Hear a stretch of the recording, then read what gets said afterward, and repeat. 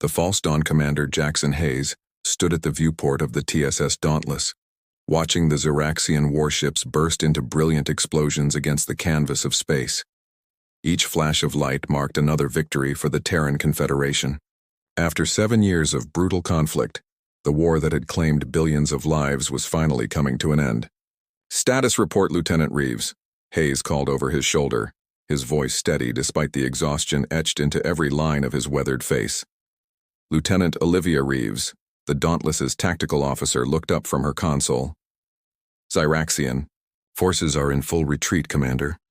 Their flagship has sustained critical damage to its propulsion systems. They're dead in space." A cheer erupted across the bridge. Hayes allowed himself a small smile but remained focused. This war had taught him that celebration before confirmation was dangerous. "Admiral Takahashi is hailing us," announced Communications Officer Darius Webb, his fingers dancing across the holographic interface.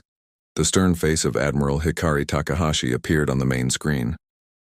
"Commander Hayes, the Xeraxian High Marshal has requested terms of surrender. Their central command structure has collapsed." Hayes felt the weight of 7 years lift slightly from his shoulders. "Confirmed, Admiral. We're seeing their retreat, across all sectors. The diplomatic corps is preparing for formal surrender negotiations. I want the Dauntless to escort the Xeraxian delegation to Proxima Station. Your ship has earned that honor, Commander." "Understood, Admiral. We'll ensure their safe passage." As the transmission ended, the bridge crew finally allowed themselves to celebrate. The war that had begun with the devastating Xeraxian attack on Earth's colony on Proxima Centauri B was ending. Humanity and its allies had prevailed against an enemy that had sworn to eradicate them. Over the next 2 weeks, news of the Xeraxian surrender spread across the galaxy. On every human world and allied planet, celebrations erupted. The Terran Confederation had faced extinction and emerged victorious. Memorial services honored the fallen while victory parades welcomed home the surviving soldiers. On the Dauntless, Commander Hayes watched the celebrations from afar through transmitted feeds. The ship and its crew had been assigned patrol duty along the former conflict zone, ensuring no rogue Xeraxian commanders attempted to restart hostilities. "You should be down there with them," said Dr. Marcus Way, the ship's chief medical officer, as he joined Hayes in the observation deck. "Your strategy at the Battle of Arcturus turned the tide. You're a hero."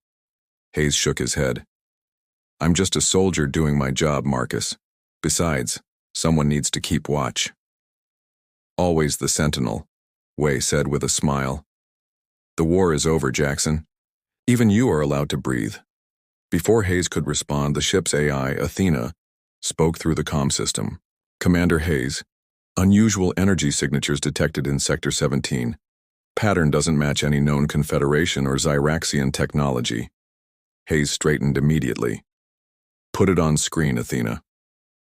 The holographic display shifted to show a distant region of space where a faint distortion was barely visible against the starfield.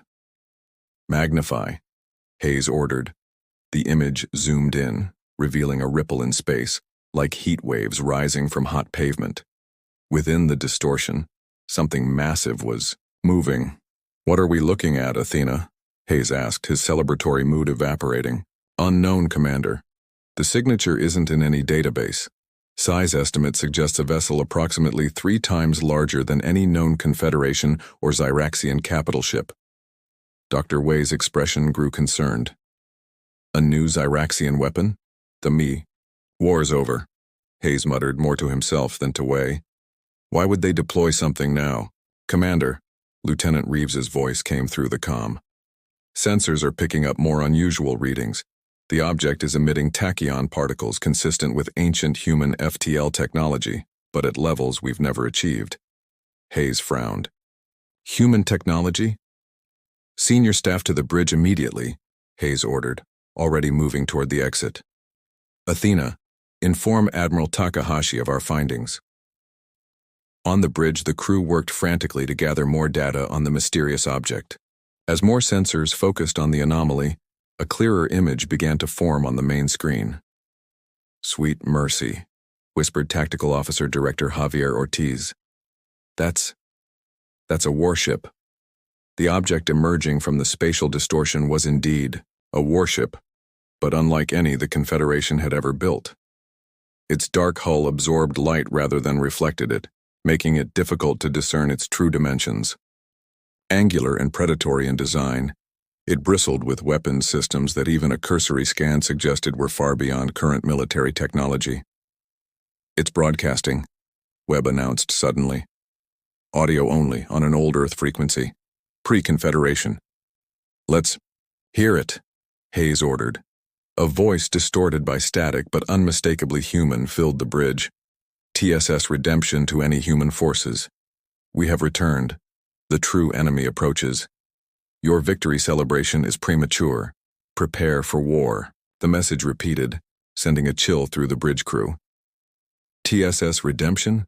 Dr. Way questioned. "That doesn't match any ship in our registry."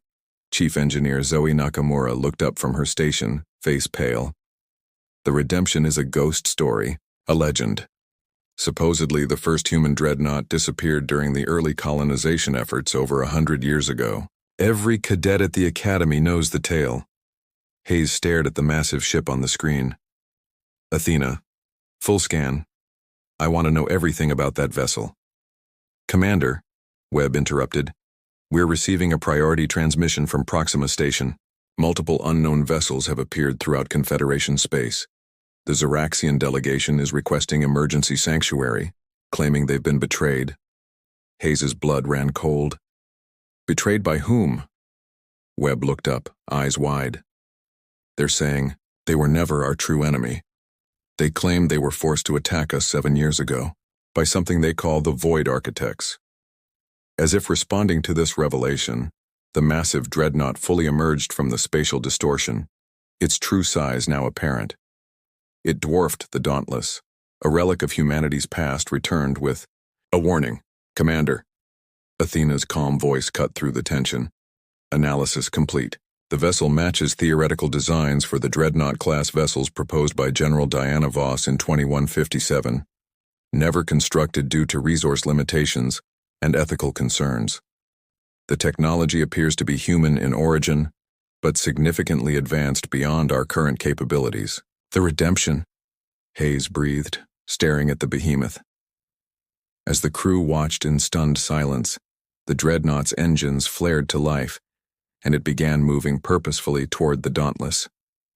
"Sir," Reeves said, her voice tight, "they're requesting permission to dock. They're saying they've come back to save us from the war we don't even know we're fighting." Hayes straightened his uniform and took a deep breath. The war they had just won suddenly seemed like only the first battle in a much larger conflict. "Grant them docking permission," he ordered. "And alert Admiral Takahashi. Tell her the victory celebrations might have been premature." As the massive dreadnought approached, its shadow engulfing the Dauntless, Hayes couldn't shake the feeling that humanity's true test was only just beginning. Shadow of redemption. The docking procedure between the massive Redemption and the comparatively tiny Dauntless was a marvel of precision engineering.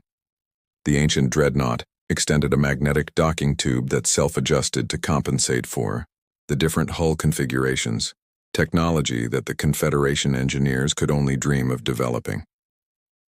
Commander Hayes led a small reception party to Docking Bay 3, including Dr. Way, Lieutenant Reeves, and a security detail led by Chief Security Officer Morgan Blackwell. The atmosphere was tense, every officer's hand hovering near their sidearm. "Athena, maintain all systems at battle readiness," Hayes ordered quietly. "If anything seems wrong, I want the Dauntless ready to detach immediately." "Understood, Commander," the AI responded. Monitoring all parameters. The airlock cycled open with a rush of pressurized air. Standing in the doorway was a tall figure in a uniform that resembled Confederation design, but with unfamiliar insignia and materials that seemed to absorb light oddly. The woman's weathered face suggested she was in her late 50s, but her eyes held the depth of someone who had seen centuries. "Commander Jackson Hayes," she said, her voice matching the one from the transmission. "I am Captain Ilara Weston of the TSS Redemption. We have much to discuss and precious little time." Hayes stepped forward, maintaining his composure despite the surreal situation. Captain Weston, welcome aboard the Dauntless. Your ship, it's not in any Confederation registry. A faint smile crossed Weston's face. That's because it was built before your Confederation existed, Commander. The Redemption was commissioned 103 years ago as Earth's first true deep space dreadnought. We departed on our mission and encountered complications. Complications that kept you away for over a century? Dr. Wei asked skeptically. Captain, Weston's expression darkened. Time dilation is the least of what we experienced, Doctor, but explanations can wait. The situation is more urgent than you realize. The Zeraxians weren't your enemy. They were merely pawns, just as humanity is, intended to be. Hayes exchanged glances with his officers before returning his attention to Weston. We should continue this in the briefing room. The briefing room of the Dauntless quickly proved inadequate for the information Captain Weston needed to share. She interfaced a small device with the ship's systems, and suddenly the holographic display expanded to show a three-dimensional map of the galaxy, unlike anything Hayes had seen before. The Void Architects, Weston began, gesturing to regions, marked in pulsing red, are not a species in the conventional sense. They're an ancient consciousness that exists in the spaces between realities. They've orchestrated conflicts between emerging spacefaring civilizations for millions of years, harvesting the energy released during mass warfare. Energy? Engineer Nakamura questioned. What kind of energy could be harvested from war? Psychic, energy, emotional trauma, technological advancement driven by desperation, Weston replied. They feed on the evolution that comes from conflict. The Zeraxian-human war was deliberately engineered to force both our species to advance our technology at unprecedented rates. Lieutenant Reeves leaned forward. And you learned this how exactly?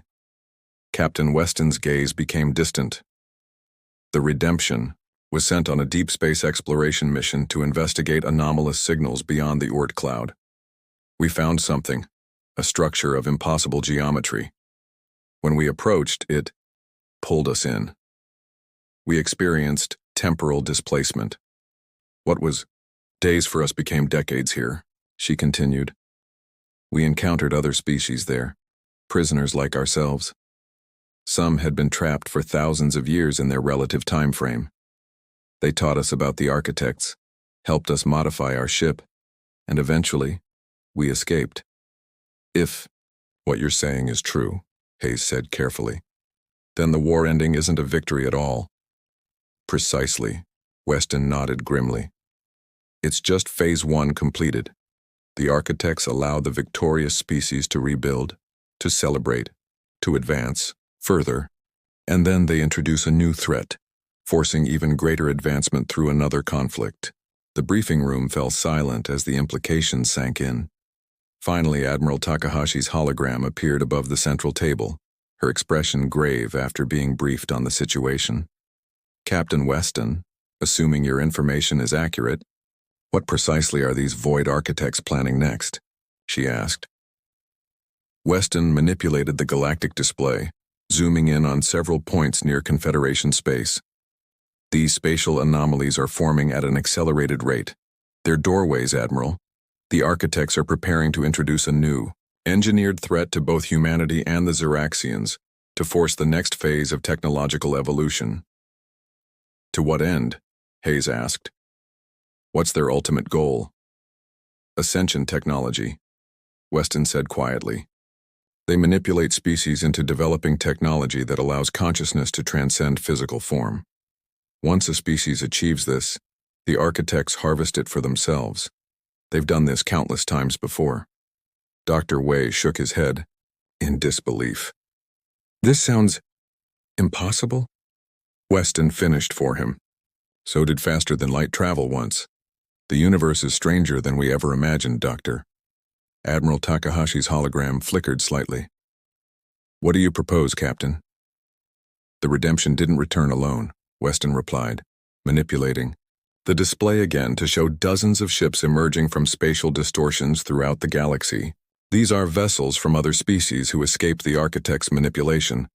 We've formed an alliance, the first true multi-species coalition in this sector of the galaxy. Hayes studied the display, noting the diverse designs of the emerging fleet. And the Zyraxians? They're aware of this? Their leadership is, Weston confirmed.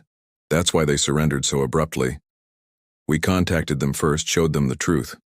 Their surrender was meant to give us time to prepare before the Architect's next phase.